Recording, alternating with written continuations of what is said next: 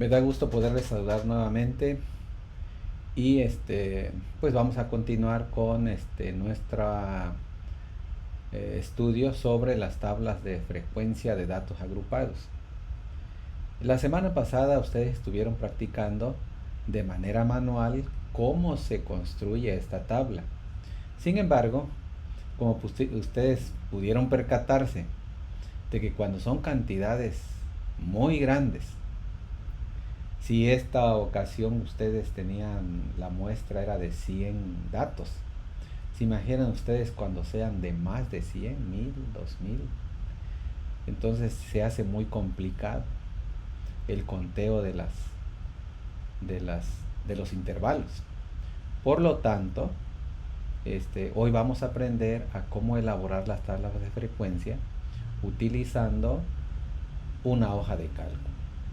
Y pues vamos a utilizar la más común, que es la de Google, hoja de cálculo de Google. Así que vamos a proceder entonces a comenzar. Tenemos aquí a la mano nuestra hoja de cálculo.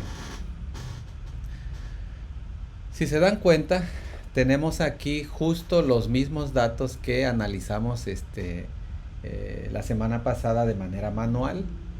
Tenemos aquí los 100 datos de 100 baldosas, losetas, que fueron examinadas para ver su grado, hasta qué grado de presión pueden ser destruidas. Cada una de esas cantidades, acuérdense que representan kilogramos sobre centímetros cuadrados. Entonces, para eso nosotros necesitamos conocer qué es o cuáles son los elementos previos para poder elaborar nuestra tabla de frecuencias, porque nada más así pues no vamos a tener elementos para su elaboración. Por lo tanto, vamos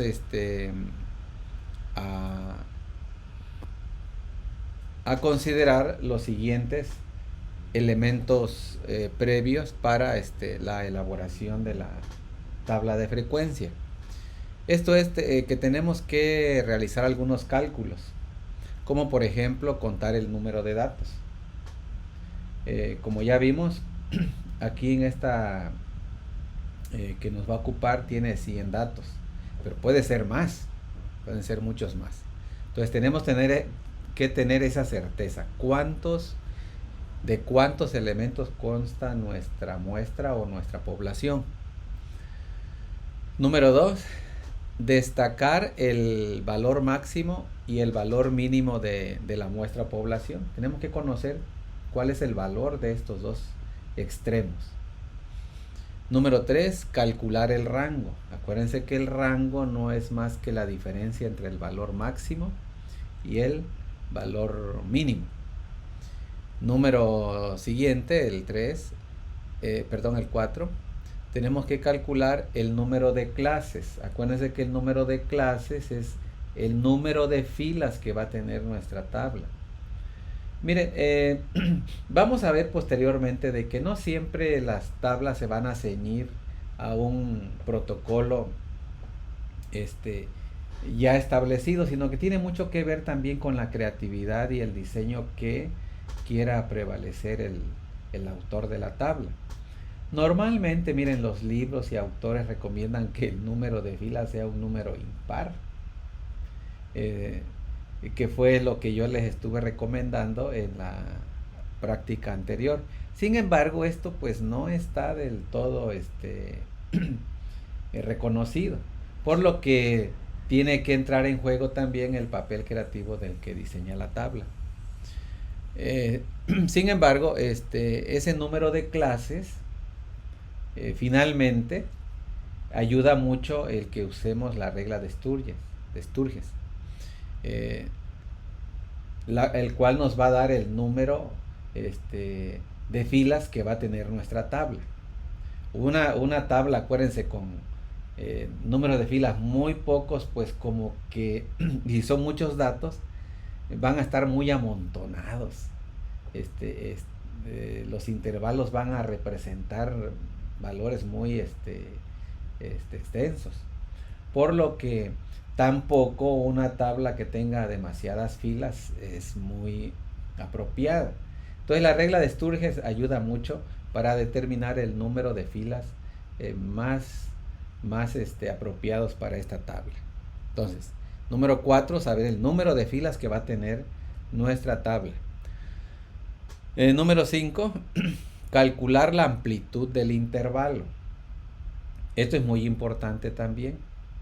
Miren, probablemente a veces nos dé en el cálculo de la amplitud del intervalo un número con decimales. Si en nuestra muestra o población está compuesta de números enteros y números enteros con decimales, entonces sería bueno también considerar en la amplitud los decimales. Pero si en mi muestra o población manejamos puros números enteros, lo ideal es que la amplitud también se dé en números enteros, es decir, que tendremos que redondear nuestra amplitud para que sigamos manejando puros números enteros y nos evitemos el manejo de los decimales. Donde sí no podemos evitar los decimales es en la marca de clase, es decir, en el valor representativo de un intervalo. Acuérdense que es el promedio entre el límite inferior y el límite superior del intervalo. Muy bien, entonces es necesario que nosotros conozcamos hagamos estos cálculos previos a elaborar nuestra tabla de frecuencias de datos agrupados. Bueno, vamos a volver a nuestra hoja de cálculo y vamos a proceder en primer lugar a escribir los encabezados de nuestra tabla. Vamos a vamos a hacer primero los cálculos. Vamos a comenzar con los cálculos. Entonces, en primer lugar, vamos a saber el número de datos. Vamos a poner acá número de datos. Número de datos. Muy bien. Para calcular el número de datos, lo que podemos hacer es contar todos los elementos, ¿verdad? Sin embargo, no vamos a estar contando, se imaginan que fueran 1000. Entonces vamos a usar una función que se llama igual. Las funciones en Google no están traducidas al español, así que vamos a practicar un poquito el inglés. Contar es count, ¿verdad? Así que vamos a poner la función count. Igual count. Y nos dice aquí que vamos a marcar los valores que vamos a contar, es decir, las celdas. Seleccionamos todas las celdas, incluso las vacías, para que quede un rectángulo bien elaborado. Cerramos el paréntesis. Ustedes lo que van a ir haciendo es tomar nota en su cuaderno de las funciones que estamos utilizando, no se olviden. Y presionamos Enter. Y están los 100 elementos que conforman nuestra muestra. El siguiente cálculo que tenemos que hacer es encontrar el valor máximo. Entonces vamos a poner aquí el valor máximo. El valor máximo también vamos a utilizar otra función que ya lo han usado, por cierto, es igual max, abrimos paréntesis y seleccionamos todas las celdas también. Cierro el paréntesis y hago una pequeña pausa para que escriban la función y presionamos Enter. El valor máximo de esa muestra es 780. Vamos ahora a encontrar el valor mínimo.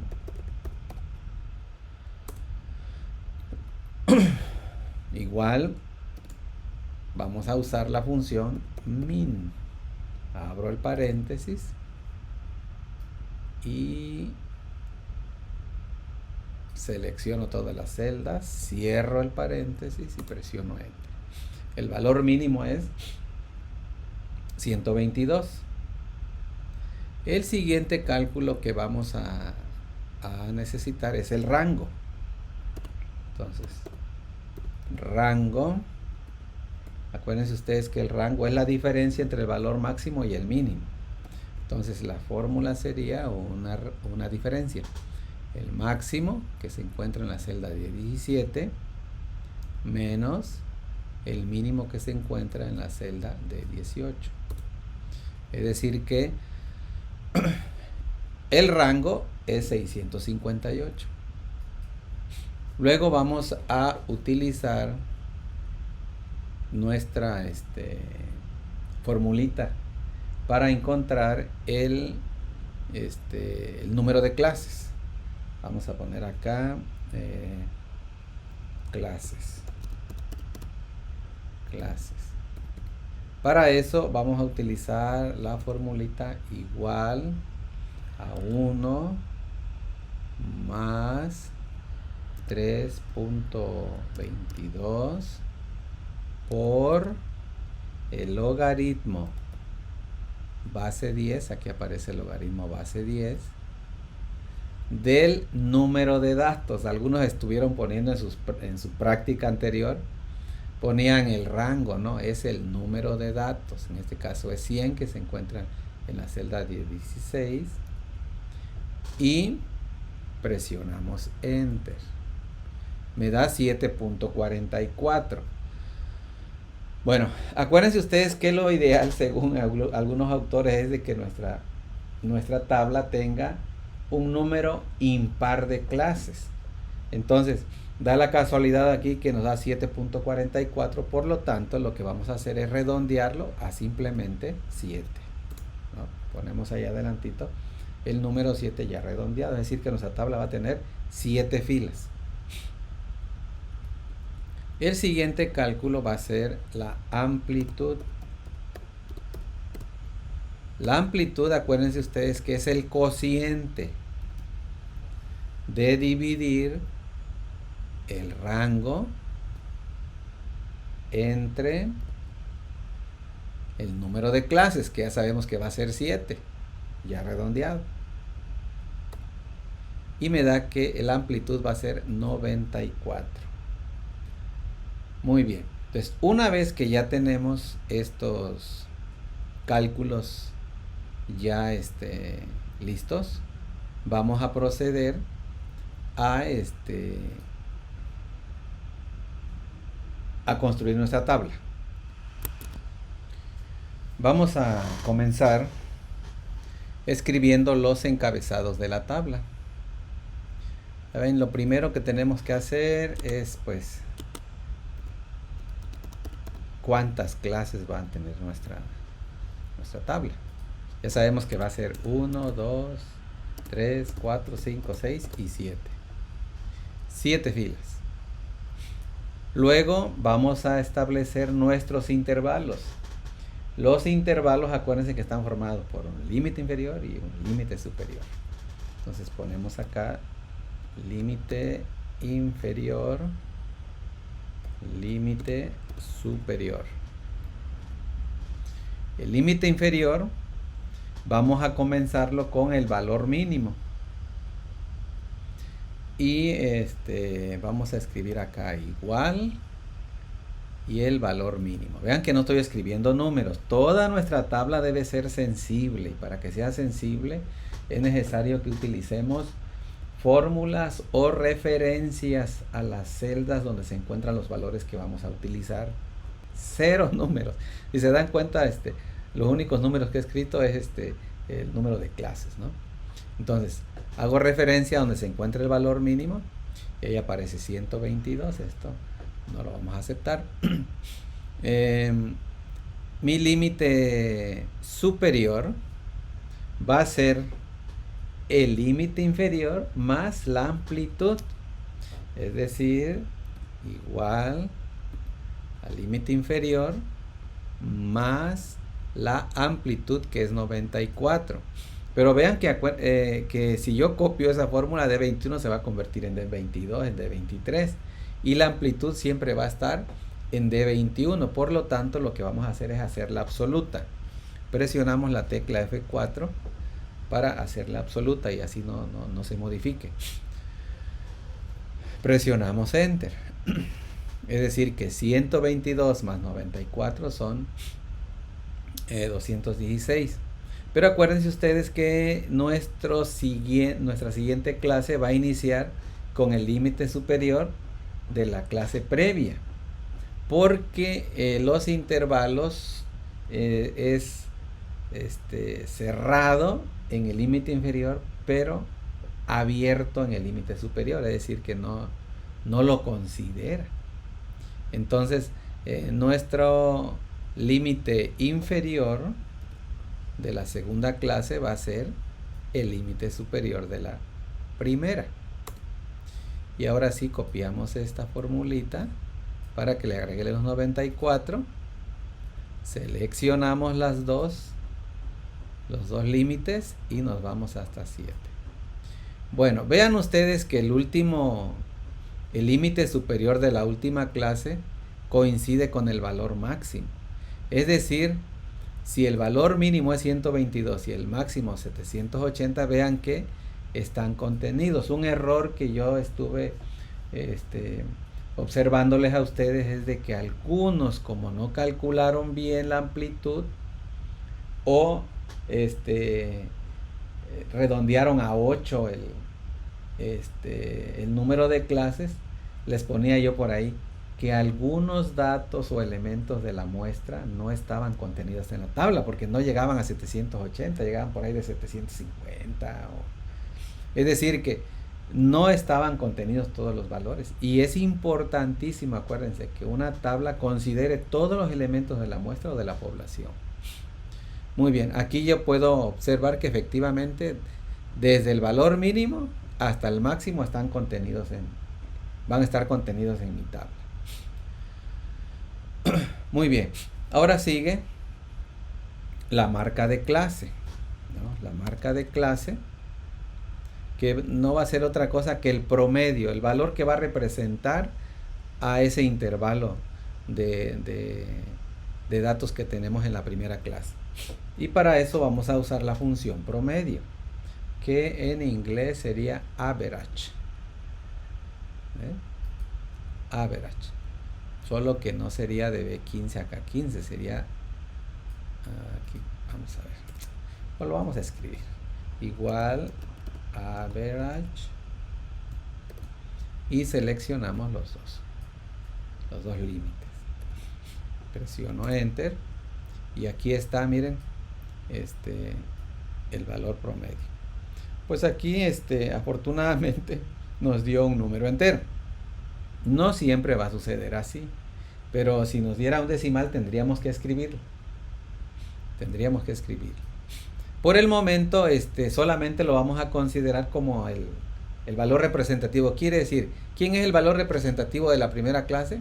169. ¿Quién es el valor representativo de la clase número 7? 733. Más adelante, cuando ya estemos viendo medidas de dispersión o de tendencia para encontrar los valores medios, sí vamos a utilizar la marca de clase, pero por el momento solamente va a ser representativa. Bueno, una vez que ya calculamos la marca de clase, ahora vamos a calcular la frecuencia absoluta, es decir, cuántos valores se encuentran entre 122 y 216. Ya ven lo complejo que era hacerlo manualmente, ¿verdad? Van a ver aquí que es muy sencillo. Para esto vamos a usar una función que se llama precisamente frecuencia. Frequency. Y aquí me dice que lo primero que voy a hacer es seleccionar los datos y luego las clases. Entonces, selecciono todos los datos, presiono la coma o escribo la coma y a continuación clases. Bueno, dice acá en clases, matriz o intervalo que contiene el conjunto de clases. Miren, aquí está un poco confuso esto. Sin embargo, ya en la práctica lo que vamos a hacer es seleccionar el límite superior nada más. ¿Sí? El límite superior. Entonces, selecciono los datos, lo que está aquí en color, en este rectángulo naranja.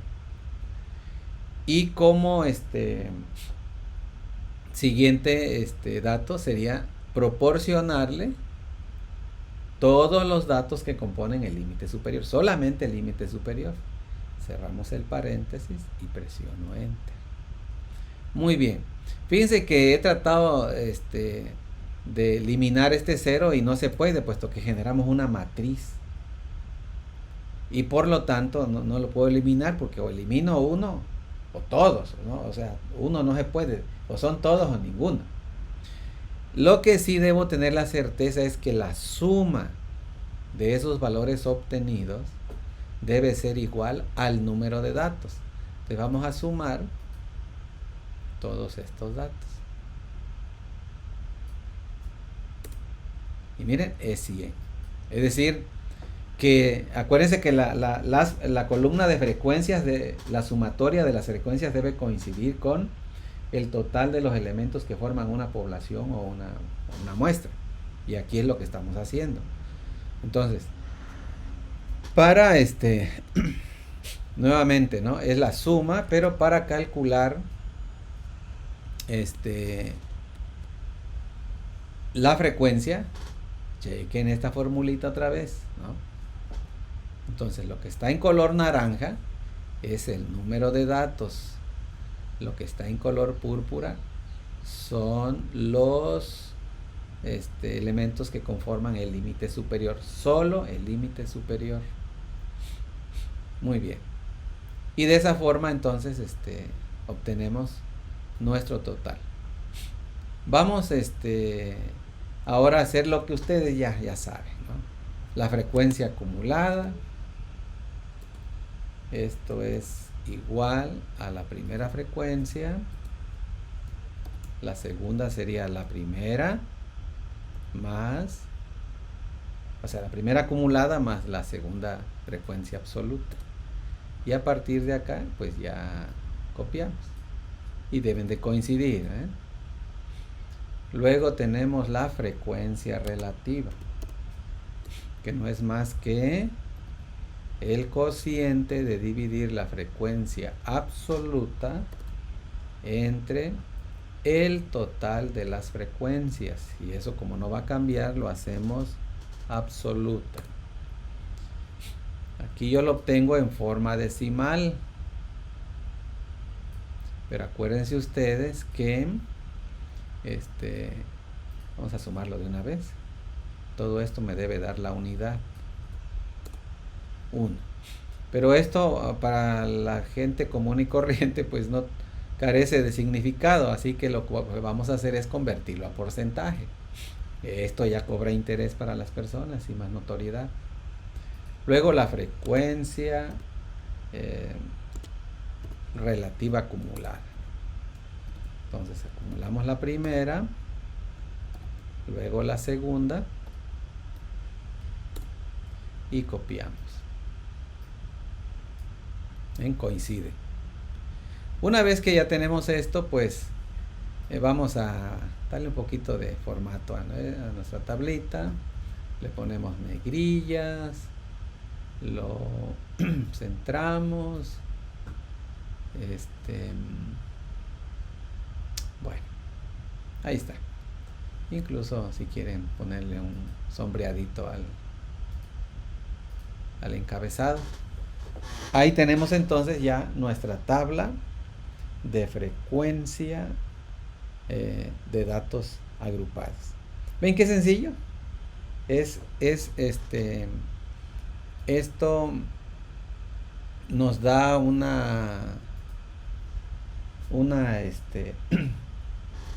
plus a nuestra elaboración de tablas de frecuencia. Recuerdo un dicho del maestro Daniel Díaz.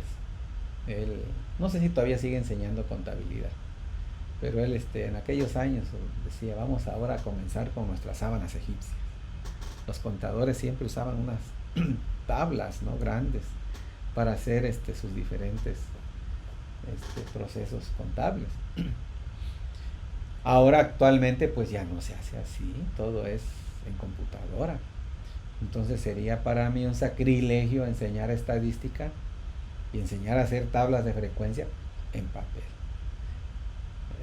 Como forma de adquirir el aprendizaje, fue muy buena la actividad de la semana pasada, pero es necesario aprenderlo a hacer de manera digital. Ustedes ya son alumnos del siglo XXI, así que es necesario, no se resistan a la actualidad. Si alguno de ustedes tiene dificultades para hacer esta práctica en el celular, tiene que hacerlo en una computadora. Busque la forma para hacerla. Vayan a la casa de un compañerito que tenga computadora, lleven las palomitas, no sean tampoco nada más así arrimaditos, ¿verdad? Lleven las palomitas, el refresco, convivan un poquito con la sana distancia y y de esa manera poder aprovechar el recurso que tiene otro compañerito. Usen su cubreboca. Y si de plano no hay, pues ni modos. Hay que hacer el esfuerzo para ir a pagar 5 o 10 pesos en un ciber para hacerlo directamente en un equipo de cómputo. Es decir, no nos limitemos. Es necesario que nos sigamos formando. Y sobre todo ustedes que están ya a un paso de irse a un nivel universitario, donde la idea es que ustedes pues ya manejen herramientas digitales de manera holgada. Así que la actividad de esta semana va a consistir en que van a reproducir esto que acabo de hacer, pero ahora ustedes, ¿no? Así que mucha suerte.